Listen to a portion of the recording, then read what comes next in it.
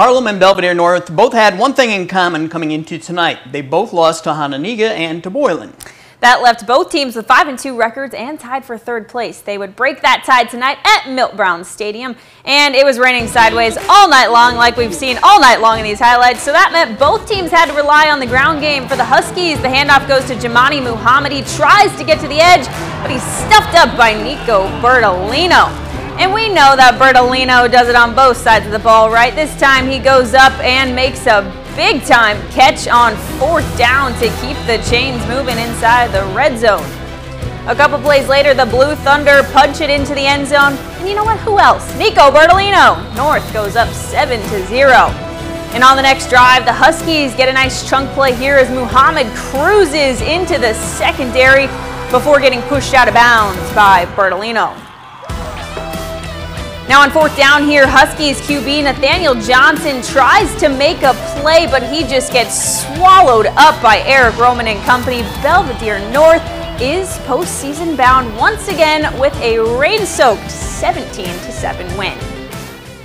All right, joining us now, and it's Tim Bailey. He's back from Belvidere. And, you know, Tim, it was a big bounce-back win for Belvidere North after losing to Hononegah last week. You know, what do you make of North? Who is this team? What's their identity? I think their identity is what you saw tonight. I mean, keep the ball on the ground, let's run, let's mix it up with some passing, which they did tonight. The young man was 2 of 5. He did really well in the passing game. It wasn't nothing pretty, but, again, he was efficient. And this is something that you really haven't seen from Belvidere North all year. And also too in the years past. But what they did offensively, you know, they protected the football. They didn't turn the ball over a lot. They kicked field goals when they needed the points. They were just really moving the chains and really just playing really good, hard-nosed Belvidere North football. Great bounce-back win for them after last week. You know, it seemed like Nico Bertolino, as we saw in the highlights, was everywhere in this game on both sides of the football. I'm guessing he was a little more motivated tonight after getting the clamps put on him by Hononegah last week. But overall, he's been tremendous this year. So, Tim, you know running backs. You know good football players. Break down Nico Bertolino for us just a little bit. You know, Nico's that kid, you know, he's going to rise to the occasion. He knows what's at stake. He wants to continue to play as long as he can through the actual playoffs coming up. You know, how he plays, I mean, obviously he has that burst. He's the 100-yard dash champion here in the Nick 10.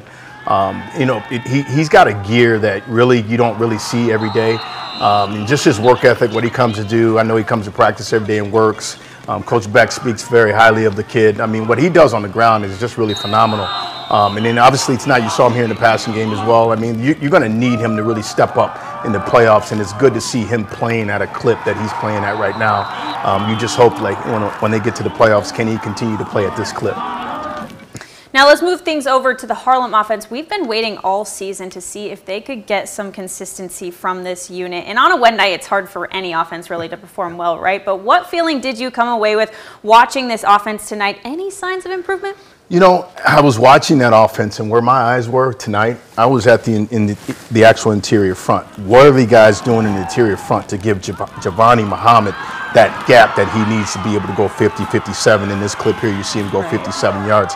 Again, they do it, but they don't sustain it throughout the actual 4 quarters, and I think that's a problem right now with the Harlem offense.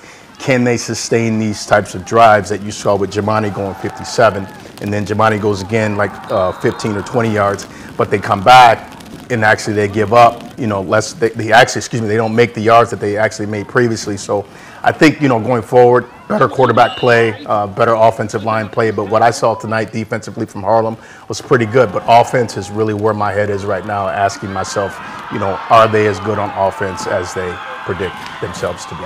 And they need to keep getting better because they're going to be in the playoffs. Yeah. They've got 5 wins, maybe get number 6 next week. So is the offensive line, is that still a work in progress, or is that what's holding this offense back? I think it is. I mean, just by some of the things that I saw tonight, again, my eyes were glued to the trenches, and, you know, I'm looking at, okay, what are the offensive guys doing when the actual defensive guys come up and they're trying to shoot the gaps?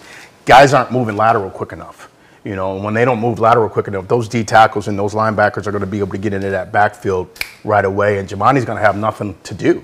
And I think that's what's happening tonight. I think, you know, there's an opportunity for them to fix that right now. Playoffs start in the next 2 weeks. You just hopefully, you know, you just hope and pray that they can get that fixed because, you know, again, you know, what I saw tonight, you know, Harlem could be one and done in the playoffs if they don't get that fixed.